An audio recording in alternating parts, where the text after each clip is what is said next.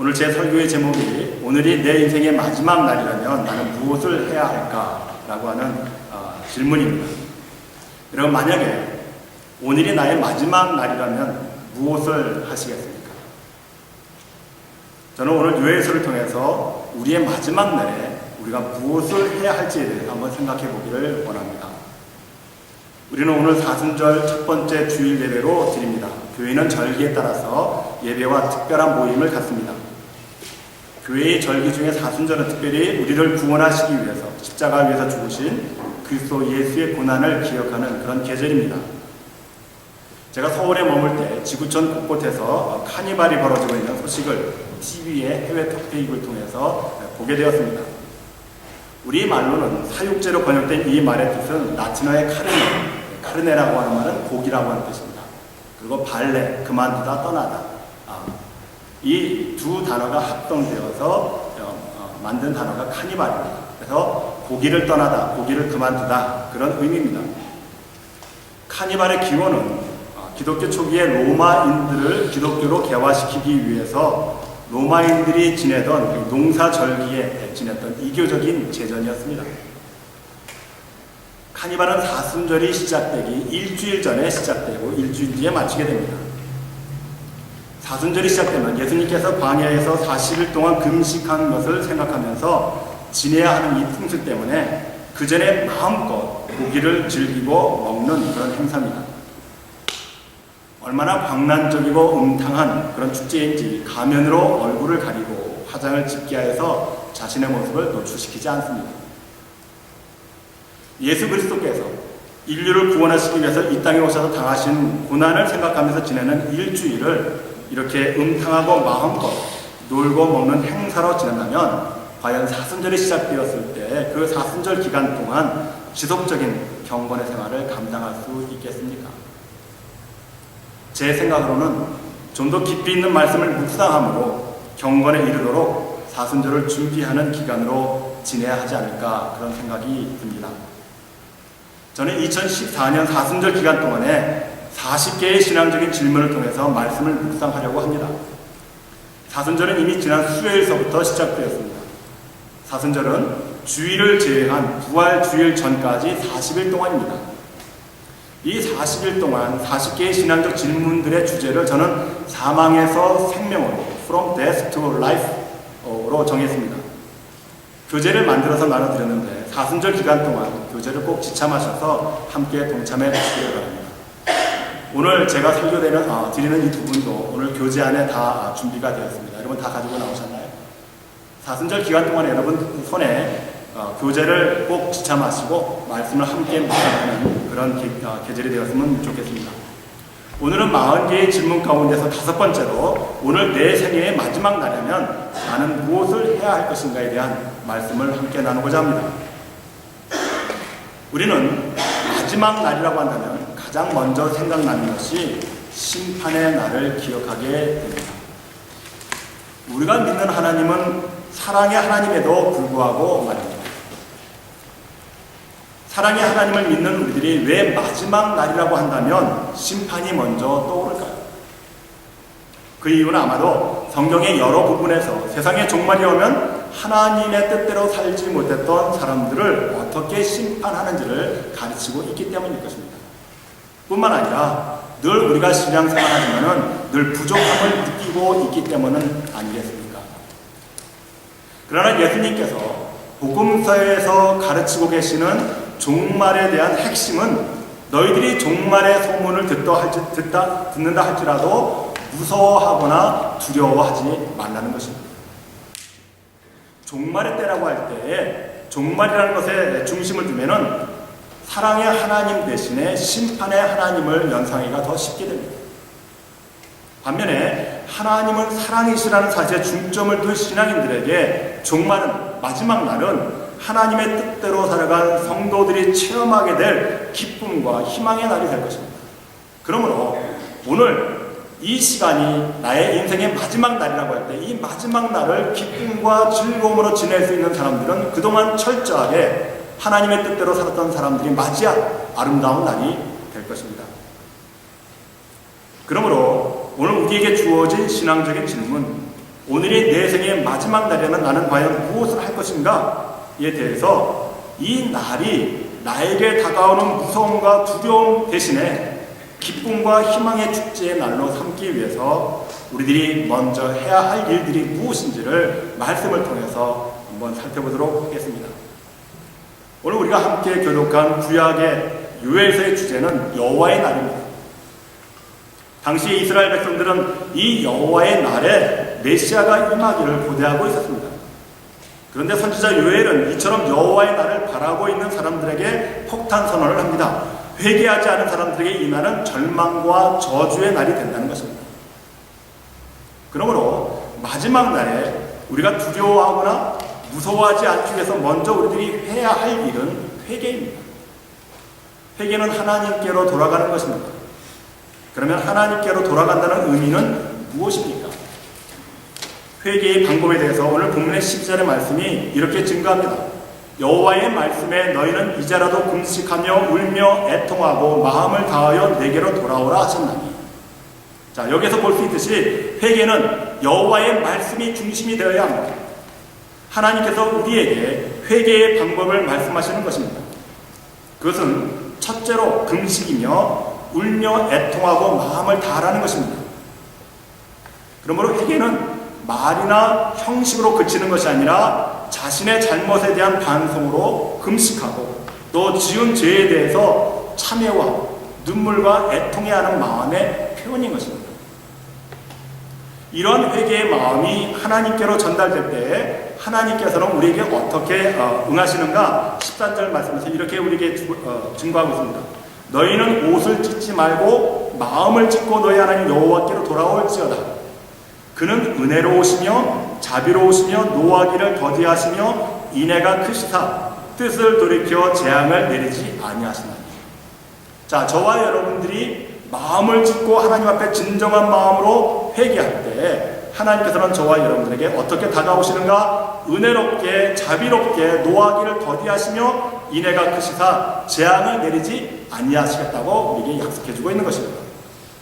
그러므로 저와 여러분들이 오늘이 내 생의 마지막 날이다, 하나님께서 나를 부르시는 날이다, 아니면 하나님께서 말씀을 약속하신 대로 이 땅에 재림하시는 그런 날이라고 할 때 우리가 기쁨 가운데 그 하나님의 영광을 맞이하기 위해서 우리가 오늘 이 시간에 해야 할 것은 철저한 회개라고 하는 것이죠. 우리가 믿는 하나님은 선을 베풀어 주시고 도와주시는 은혜로우신 하나님이십니다. 우리를 불쌍히 여겨주시고 긍휼이 많으신 자비로우신 하나님이십니다. 저와 여러분들에게 회개의 기회를 주셔서 회복하게 하시는 노하기를 더디하시는 하나님이십니다. 우리를 길하시는 인애가 크신 하나님, 재앙을 거두시고 피하게도 하시는 뜻을 돌이키시는 하나님인 것을 우리는 본문의 말씀 가운데서 만날 수 있게 되는 것이죠. 그러므로 저와 여러분들이 먼저 해야 할 것은 하나님 앞에 회개해야 한다는 것이죠. 자, 오늘 본문의 13절의 말씀 속에서 하나님의 속성에 대해서 우리에게 네 가지를 이야기해주고 있습니다. 하나님은 은혜롭고 하나님은 자비로우시며 하나님은 노하기를 더디하시며 인애가 크시사 우리에게 재앙을 내리지 아니하신다. 자, 이와 같은 하나님의 속성을 우리 하나님의 백성들이 하나님을 섬길 때에 우리의 속성 가운데에서 받아들여야 할 하나님의 마음이 바로 이와 같은 하나님의 마음인 것을 우리는 깨달을 수 있어야 됩니다. 하나님만 인생을 향하여서 은혜로우시며 노하기를 더디하시며 재앙을 내리시는 하나님일 뿐만 아니라 그 하나님을 믿는 저와 여러분들의 속성 가운데, 마음 가운데 어떤 생각과 뜻을 품고 살아야 되는가? 은혜로우신 여러분들이 되시기를 바랍니다. 세상에 대해서, 다른 사람들에 대해서 자비로우신 여러분들이 되시기를 바랍니다. 세상 사람들이 나에 대해서 잘못했을 때 노하기를 더디하고 그 잘못을 용서할 수 있는 너그러운 마음의 소유자가 되시는 여러분들이 되시기를 바랍니다. 회개를 통해서 하나님을 믿는 저와 여러분들이 또 하나 배워야 할 것은 하나님은 저 멀리 계신 분이 아니라 우리가 신앙을 고백을 통해서 하나님께 더 나아가는 백성들이라고 한다면 하나님의 거룩한 속성을 닮을 수 있는 저와 여러분들이 되어야 되지 않겠습니까? 그러므로 사랑하는 성도 여러분, 우리에게 진정한 회개가 이루어졌다고 한다면 하나님을 믿는 그 믿음 가운데에서 다른 사람들이 나에게 죄를 짓는 것, 나에게 잘못하는 것들을 너그러운 마음으로 용서하시는 여러분들이 되시기를 바랍니다. 이것이 하나님 앞에 우리의 마음을 다하여 드리는 철저한 회개일 줄로 저는 믿습니다. 오늘 본문의 말씀 가운데서 옷을 찢지 말고 마음을 찢으라고 우리에게 말씀하고 있습니다. 옷을 찢는다고 하는 것은 보여주는 행위입니다. 우리가 옷을 찢을 때 내가 회개합니다, 다른 사람들에게 보여줄 수 있는 형식에 지나지 않을 수도 있다는 것이죠. 하나님께서 저와 여러분들에게 원하시는 진정한 회개는 우리의 마음을 찢는 회개입니다. 내가 죄를 지었기 때문에 그 죄 짓는 것에 대해서 너무나 애통하고 내가 왜 그랬을까? 하나님 앞에 후회하면서 돌아오는 그 마음, 바로 그 마음이 찢어지는 마음이라는 것이죠. 우리는 회개할 때 자칫 다른 사람들에게 내 경건한 모습을 보여주는 것으로 그칠 수 있는 회개에 지나지 않을 수도 있습니다. 그것은 하나님께서 원하시는 회개가 아니라는 것이죠. 이 시간을 통해서 사순절을 지내면서 하나님 앞에 참여한다는 것이 무엇인가, 하나님 앞에 진정으로 회개한다고 하는 것이 무엇인가를 생각하시면서 마음을 찢으시는 여러분들이 되시기를 바랍니다. 내 마음을 찢을 때 다른 사람들이 나를 통해서 죄를 짓는 것, 나에게 잘못하는 것들을 내가 하나님 앞에 마음이 애통한 마음이 있었을 때 상대방들을 긍휼히 여길 수 있는, 너그러운 마음을 가질 수 있는 그런 마음들이 비로소 열리게 된다는 것입니다. 다른 사람들이 지은 죄에 대해서 아직도 마음의 문이 닫혀져 있다고 한다면 먼저 이 시간에 하나님 앞에 철저한 마음을 찢으시는 회개를 드려보시는 여러분들이 되시기를 바랍니다. 그럴 때 다른 사람들이 이해하게 될 것이고 그 사람들이 겪고 있는 또 하나의 마음의 아픔을 기억하게 되어서 그 사람들을 너그럽게 용서하고 그 사람들을 마음에 품을 수 있는 그런 사람들로 변화될 줄로 믿습니다. 이 사순절 기간 동안에 이와 같은 철저한 회개를 통해서 이제는 다른 사람들의 잘못들이 눈에 보여줄 수 있는 여러분들이 되시기를 바랍니다. 오늘 본문 속에서 요엘 선지자가 우리에게 주고 있는 두 가지 마지막 날에 우리들이 행해야 될 일에 대해서 15절과 16절의 말씀에 보니까 이렇게 기록되어 있습니다. 너희는 시온에서 나팔을 불어 거룩한 금식일을 정하고 성회를 선고하고 백성을 모아 그 회를 거룩케 하고 장로를 모으며 소아와 젖 먹는 자를 모으며 신랑을 그 방에서 나오게 하며 신부도 그 골방에서 나오게 하고. 요엘 선지자는 여호와의 날, 그 날에 온 백성들이 함께 모이기를 원합니다. 모이는 백성들의 범위가 어디에서부터인가? 젖 먹는 아이서부터 또 어린 아이에 이르기까지 신혼의 즐거움에 빠져있는 신랑과 신부들까지 모든 사람들을 막론하고 하나님의 성전에 모일 수 있도록 나팔을 불라고 말씀하고 있습니다. 왜냐하면 하나님께서 인생을 향해서 가장 좋아하시고 기뻐하시는 것이 바로 예배를 받으시는 것 때문입니다. 하나님께서 예배를 얼마나 기뻐하시고 좋아하시는지 예수님께서 요한복음 4장 23절에서 사마리아 여인에게 이렇게 말씀하십니다. 아버지께 참으로 예배하는 자들은 신령과 진정으로 예배할 때가 오니 곧 이때라. 아버지께서는 이렇게 자기에게 예배하는 자들을 찾으십니다. 사랑하는 성도 여러분, 저와 여러분들이 일정한 시간 내 때를 정해서 일정한 날에 내가 하나님 앞에 예배 드리러 간다고 착각하지 마시기를 바랍니다. 저와 여러분들이 오늘 이 거룩한 성전에 모여있는 그 자체는 하나님의 은혜가 여러분들의 마음을 감동시켰기 때문에 여러분들의 발걸음이 이 성회에 모이신 줄 그렇게 저는 믿습니다. 하나님이 움직여주시지 않으면, 하나님이 찾으시지 않으면 결코 인생은 이 성전에 나올 수 없는 그런 상태일 것입니다. 그러나 오늘 이 아침에 저와 여러분들이 이 성전에 여기 있다고 하는 이 사실은 하나님께서 저와 여러분들의 마음을 움직여 주셔서 하나님께서 찾고 계시기 때문에 저희는 그 음성에 순종하는 마음으로 이 성전에 나온 것뿐일 것입니다. 그러므로 아직도 세상의 사람들은 단점에 빠져있고 즐거움에 빠져있고 자기의 해야 할 본분이 많이 있기 때문에 이 성전에 참여 못하는 분들도 많이 있을 것입니다. 저와 여러분들이 그분들에게 그 귓가에 들리도록 나팔을 불라고 하나님께서 우리에게 말씀하고 계신 것입니다. 그러므로 이 사순절 기간 동안 철저하게 모임에 모이시는 데 힘쓰시는 여러분들이 되시기를 바랍니다. 우리의 모임은 다른 것에 목적이 있는 것이 아니라 나를 찾으시는, 예배하시기를 원하시는 그 하나님 앞에 내 신령과 진정한 마음을 드릴 수 있는 제사를 드리는 것, 바로 하나님께서는 그것을 바라고 원하시는 것이죠. 하나님께서는 그것을 기뻐하시면서 즐거워하신다고 오늘 말씀 속에서 우리에게 보여주고 있는 것이죠. 하나님께서는 저와 여러분들에게 왜 이와 같이 예배 드리기를 원하시면서 우리를 찾고 계시는가? 하나님께서는 이 진정한 예배를 통해서 하나님의 능력을 우리에게 전해주시기 위함입니다. 하나님께서는 이 예배를 통해서 하나님의 크신 축복을 내려주시기 원하시고 계신다는 것입니다. 그 좋은 예가 바로 사도행전에 기록된 바울과 실라의 사건일 것입니다. 바울과 실라가 복음을 증거하다가 붙잡혀서 매를 맞고 감옥에 갇혔습니다. 얼마나 매를 맞았는지 이제 내일 아침 해 뜰 때면은 내가 죽을지도 모른다는 극한 상황에 있었습니다. 그런데 그들은 복음을 증거함에도 나를 붙잡아서 매를 친 저 사람들을 원망하고 이러한 일들을 벌이게 한 하나님을 원망했던 것이 아니라 그들은 그 시간에 하나님을 원망하는 대신에 그곳에서 하나님을 예배했습니다. 성경은 그들이 하나님께 참여하고 기도하였더니 죄수들이 들었더라 그렇게 기록하고 있습니다. 그 극한 상황 가운데서 내일 날이 밝으면 아니 너무나 많은 심한 매를 맞았기 때문에 이 감옥에 갇혀서 내가 죽을지도 모르는 그 극한 상황 속에서 하나님을 원망하는 대신에 나를 지금도 내 숨이 있게 하신 하나님께 감사하면서 그 바울과 실라가 그 장소에서 그들의 마음을 열어서 하나님을 찬미했다는 겁니다. 하나님께 감사의 기도를 드렸다는 겁니다. 그런데 그 예배를 드리는 그 현장에 누가 있었는가? 그들을 지키고 있었던 죄수 간수들과 또 함께 있었던 죄수들이 그들이 참여하고 기도하는 소리를 들었다. 성경 그렇게 증거하고 있습니다.